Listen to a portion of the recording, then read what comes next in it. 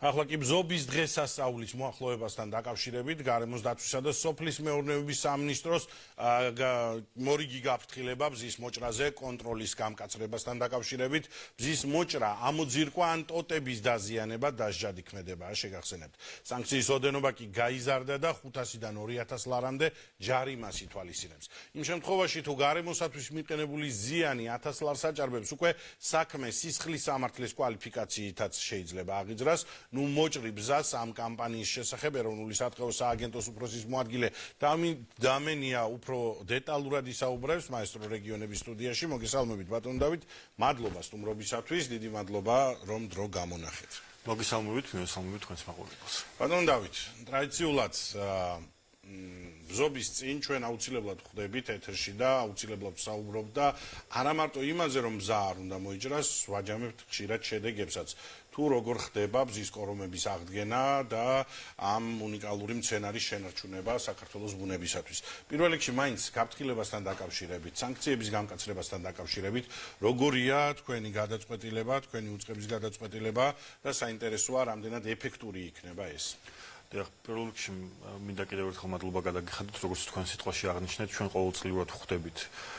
ბზობის დღესასწაულის წინა პერიოდში და ვაფრთხილებთ მოსახლეობას და მოუწოდებთ მათ რომ არ მოჭრიან ბზას ყოველწლიური კამპანია სწორედ ამ მესიჯს ითვალისწინებს მოსახლეობისთვის და ასევე ამას პარალელურად თან ახლავს ბუნებრივია სამართლებრივი სანქციები რომელიც წლიდან წლამდე გამკაცრდა და უკვე შეადგენს როგორც თქვენ სიტყვაში აღნიშნეთ 2000 ლარს ბუნებრივია ამ PR კამპანიებმა და ასევე ეს თქვათ საკანონმდებლო სუსხავმა ეფექტმა თავისი როლი და გავლენა იქონია ამ ბზების უკანონო ჭრასთან დაკავშირებით სტატისტიკა თანდათანობით უფრო მცირდება უნდა ითქვას მაგრამ ჩვენ კიდევ ერთხელ ვინაიდან ფაქტები ჯერ კიდევ ფიქსირდება მოუწოდებთ ჩვენს მოსახლეობას რომ ნუ მოჭრიან ბზას უკანონო და არსებობს არაჩვეულებრივი გზები ლეგალურად ბზის მოპოვების ისე რომ არც ბუნებად დავაზიანოთ და ჩვენი ეროვნული სიმდიდრე რასაც კოლხური ბზა ქვია მასაც მოუაროთ და მაქსიმალურად გავაფრთხილდეთ სანამ თქვენ თქვით და უბრალოდ დაზუსტებისათვის ლეგალურ გზებს ახსენებთ რამდენად ვიცი ეს არის სანერგეები სპეციალური სანერგეები უფრო დეტალურად რო აგვიხსნათ ლეგალური გზები რომ მოსახლეობამ უკეთესად იცოდეს და არ მოუწიოს თქვათ ფრჩხილებში კანონის დარღვევა რა თქმა უნდა არსებობს კერძო სანერგეები როგორც თქვენ აღნიშნეთ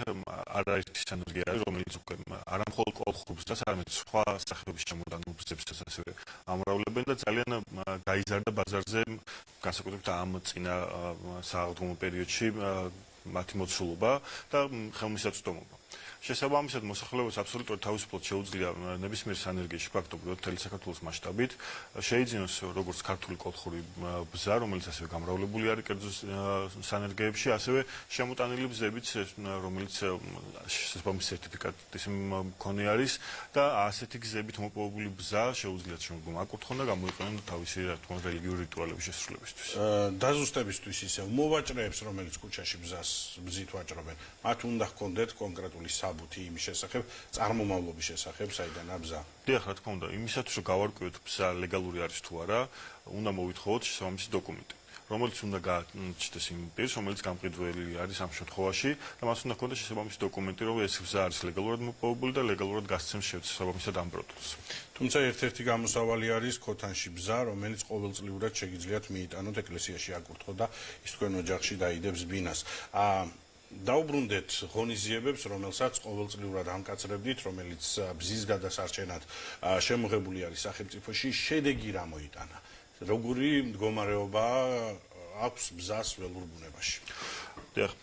მადლობა ამ კითხვის ვინაიდან ეს ძალიან მნიშვნელოვანი ასპექტი არის ჩვენი ეროვნული სატყეო სააგენტოს საქმიანობის. როგორც მოგეხსენებათ, კოლხური ბზა არის წითელი ნუსხით დაცული სახეობა, რაც განპირობებულია მისი, ეს ვთქვათ, იშვიათობით და მას ძალიან დიდი რისკი ედგა იმისი რომ საერთოდ აღარ ყოფილიყო საქართველოს ტერიტორიაზე გავრცელებული ვინაიდან ბზის ალურა მავნებელი რომელიც ფართო მასშტაბით იყო გავრცელებული საქართველოს ტერიტორიაზე კოლხურ ბზაზე თანდათანობით უფრო ძლავრი ხდებოდა მაგრამ 2016 წლიდან ეროვნულ სასატყეო სააგენტომ დაიწყო შესაბამისი ღონისძიებები ბუნებრივია გამოყენებული იქნა მაქსიმალურად ბუნებასთან მეგობრული ესე ვთქვათ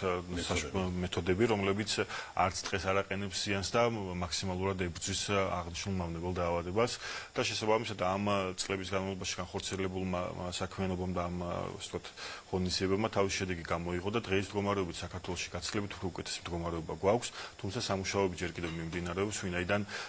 გვაქვს ისეთი უბნები, სადაც უკვე გაუმჯობესება არის თვალსაჩინო, სადაც მონიტორინგზე შევდივართ შემდგომ წლებში და ველოდებით ამ გაუმჯობესების ხარისხის ზრდას შემდგომი წლების განმავლობაში. ბატონ დავით, პროგნოზირება შესაძლებელია თუ ნაადრევია ბზის გადარჩენასთან დაკავშირებით? პროგნოზირება, ესე ვთქვათ, შეგვიძლია ვთქვათ, რომ კარგ გზაზე ვდგავართ, გაცილებით კარგი შედეგები გვაქვს და პოზიტიური მოლოდინები გვაქვს ბზის ამ მავნებელთან დაკავშირებით. და ვისარგებლებ სტუდიაში ხართ, კიდევ რომელ მცენარეებზია, რომელი მცენარეებია წითელ წიგნში შეტანილი, რომელ მცენარეებზე ზრუნავს ესე აქტიურად სატყეო სააგენტო და რა შედეგები გაქვთ ამ მიმართულებითაც? პირველ რიგში უნდა ითქვას, რომ სატყეო სააგენტო მიუხედავად იმისა, წითელ ნუსხაში არის თუ არა შესული ესა თუ ის მცენარე, ახორციელებს ნებისმიერ მოვლით ღონისძიებას, რომელიც საჭიროებს ესა თუ ის ტყე. პირველი ესეთი კარგი მაგალითი არის ასევე ზესტაფონის წაბლნარი, სადაც აქტიურად მიმდინარეობს იქ სამუშაოები, მათ შორის მოვლითი ღონისძიებების განხორციელება ყოველწლიურად ხდება. ძალიან დიდი მადლობა და წარმატებას გისურვებთ საქმიანობაში. ეს ძალიან მნიშვნელოვანია საქართველოსათვის, სახელმწიფოსათვის და საქართველოს ბუნებისათვის. მაყურებელს შევახსენებ, რომ ეროვნული სატყეო სააგენტოს უფროსის მოადგილე დავით დამენია პასუხობდა ჩვენს კითხვებს პირდაპირ ეთერში. ასეთი იყო დღეს ახალი ამბები მაესტრო რეგიონების პირდაპირ ეთერში. შევხვდებით ერთმანეთს ხვალ 16 საათზე კვლავ მაესტრო რეგიონების პირდაპირ ეთერში.